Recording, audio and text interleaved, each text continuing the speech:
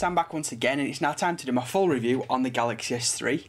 Now, a lot of people are asking me as to why I've not done my review yet. Reason being is because I didn't want to do a box standard review, having the phone for a week, upload a review, and there you go. I decided, deserved a bit more time with it, instead of just having a phone for a couple of days, doing a review, and job's done. I've had the phone for what, three and a half weeks or so now. Anyway, let's jump into the review. Let's run down the specifications. I was just running a 1.4 GHz quad-core processor, which is Samsung's own proprietary Exynos processor. It's got 1 GB of RAM, so I've got plenty of RAM in there. And the internal storage of this particular version is 16 GB, which around 12 GB you can actually use. The other 4 is generally used for the actual operating system itself. Now obviously, you can put a micro SD card in there. It takes a micro SD card up to 64 GB. So if you purchase the 64 GB version, which you can buy, you could potentially have 128 GB phone. I don't really know why you need that, but it is possible. And it uses micro SIM the phone as well. Back of the device, just on here, has got an 8 megapixel camera with an LED flash and as your speakerphone. If you want to have a quick look, a proper look around the whole phone, check my unboxing video out, click around here and you can go check that out. I'm just going to go run down the main things I like about the phone, and if you want to see individual videos, there's plenty of them on my channel. I've showed you all the different kind of gestures, the motion controls, the camera, you name it, they're all in the actual, all on my channel, so go check them out. I'll put links in the description of each of those videos as well. But anyway, here's the actual lock screen first of all, and as you'll see, I've got my trusty Hulk, and as you can just see there, it's got like this kind of water effect, and this is the whole design, for nature and design for humans kind of palaver that, Samsung are going with. Nonetheless, I do like it, and I got to admit, it's actually one of my favourite lock screens. So to unlock, just kind of swipe anywhere, and away you go, and you're actually in the device now. Obviously, it does use TouchWiz. Some people like it, some people don't. I've kind of got a love-hate relationship with it. I like it because it's fast, it does everything I want it to do, but some of the icons are a little kiddish. They're a bit cartoonish, and I would like them, a bit more sophisticated, but hey, it's Android, we can use different launchers if we want to use different launchers, so if you want to change that, you can always install another launcher such as Apex, Nova, etc. I'm going to be doing reviews on some of those in the future, so stay tuned for that as well. But anyway, let's talk about the actual phone functionality, because at the end of the day, what is it? Yes, it's a mobile phone. So obviously we're in the dialer now, as you can see here, and the cool thing about it is it's a predictive dialer. So as a quick example, if I was to ring a taxi firm, if I've got a taxi in my phone book, just obviously put TAX, taxi will come up on screen, all you need to do is tap it and away you go. So and that's something I like, and some phones don't have it, some do. The ones that have it, I'll definitely be telling you, because it's definitely a plus point for me. So obviously you'll type it in and away you go. Cool thing about the Galaxy S3 is actual signal quality. It's been one of the best that I've had. The only other phone that rivals it in terms of performance like that is the Lumia 900 and recently the HTC One X. These three phones, I can't really say which one's better than, or worse than the other in terms of call quality, in terms of A, the actual sound of the quality, and actually B, of actually, how it holds a signal. In terms of signal performance, it's definitely the best phone out there, along with the One X and the Lumia 900. There's nothing that could have split them. So as a mobile phone, it's the best mobile phone I've ever had. The text messaging, very, very, very straightforward, nice and easy to use. If you want to see the actual messaging one, I'll put an annotation on screen about now. I've done a full messaging application on that. You can go check that out. But as a phone and as text messaging, and that's generally what the phones we buy phones for, is for calling somebody and sending a text message, it literally will get 10 out of 10. I've had no problems whatsoever with mine. Some people obviously will have problems, some people won't if you've got a defective unit, but my actual personal unit here, and again, I purchased this myself, I slapped down the £500 for it, in pure cash to get myself one of these, and to be honest, I've not been disappointed so far. So let's jump into some of the other aspects of the actual phone. So obviously we all want to know what the browser's like. Again, I've done like a bit, a browser video, but if you want to have a quick look now, I'm just going to give you a quick look at it. So obviously in the browser, we will put the actual brightness up.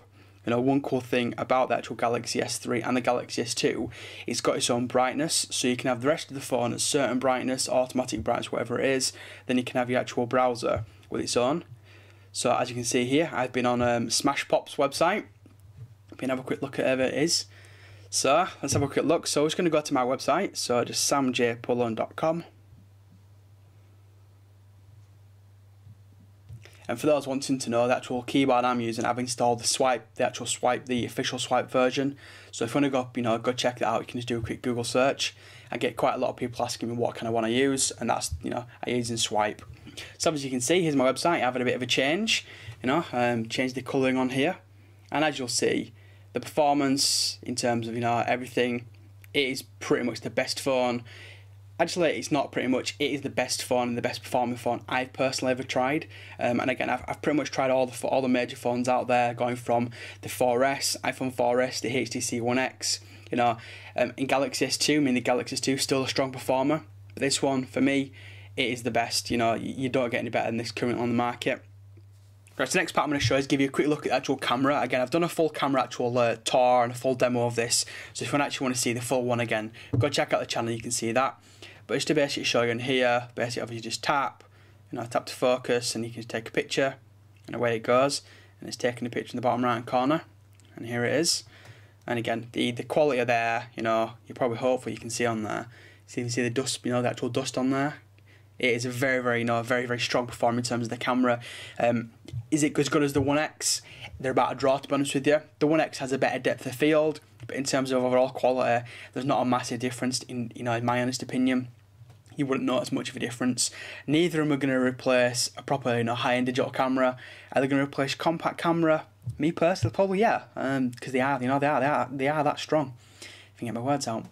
So obviously the camera, really good. Now everyone wants to know, Sam, what's the screen like? Can you tell it's a Pentel Matrix display? Well, good. Got some good news and some bad news. The good news is the display itself is absolutely fantastic. Hopefully I can show you on here just how crisp it actually is. But yes, you can, if you look at it really closely, I'll try and bring it as close as I can without it, starting to go on out of focus. Can you tell it's a Pentel Matrix? If you look for it, yes. Would you notice in a data usage? No. The only kind of way that I kind of noticed it is if you got small text on the actual display, and if you put it side by side with like a HTC One X. If I didn't have a HTC One X side by side, would I feel it as a problem? In all honesty, no. But because I know you can get better in terms of the clarity, it is a slight disappointment. The one reason why I like this display better than the actual One X is because I like the kind of the full colours.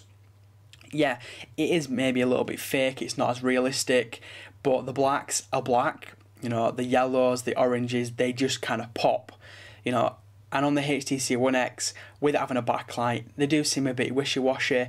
If you've got your phone, with on a low and on a high brightness, it's all washed out. If it's too low, it's hard to see. You can't really get that perfect, middle ground with the HTC One X.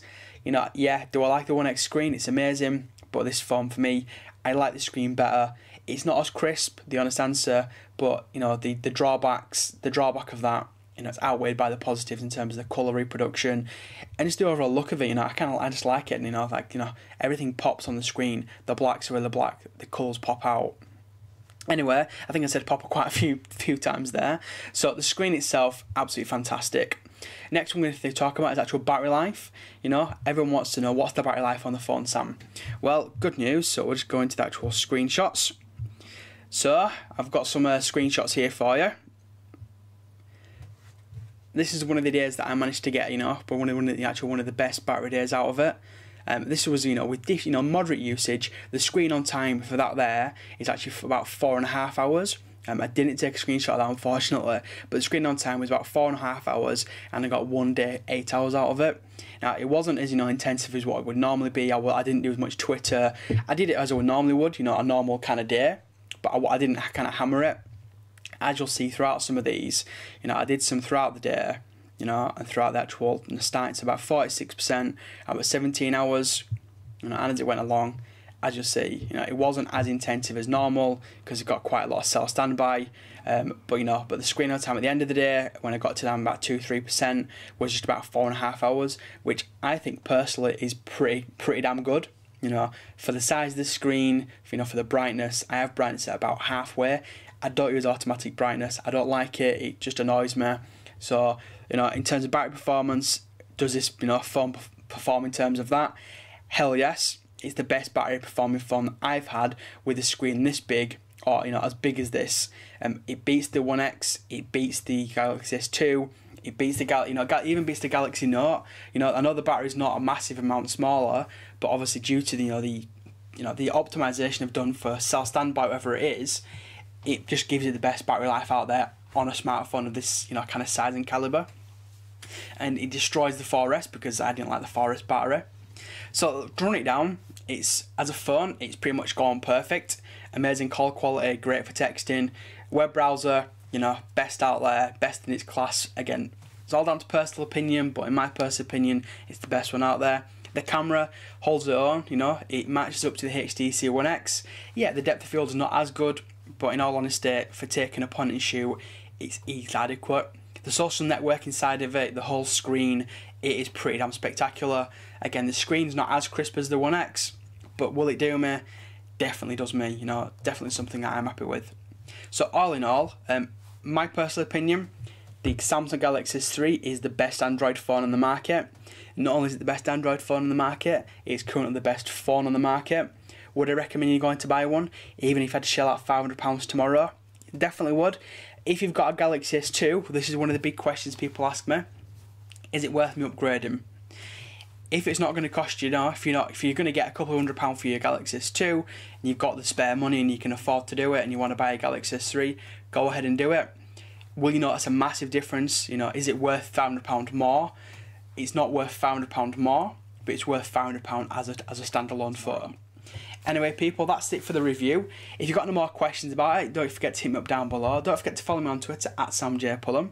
Hopefully you enjoyed the review. If you did, don't forget to click that like button.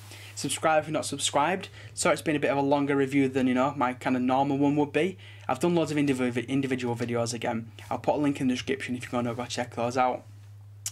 Anyway, what's your opinion? Do you like the Galaxy S3? Do you like the HTC One X? Or is Lumia 900 there for you? Let me know in the comment below. Anyway, thanks for watching, and I shall see you in my next video. Cheers, everyone.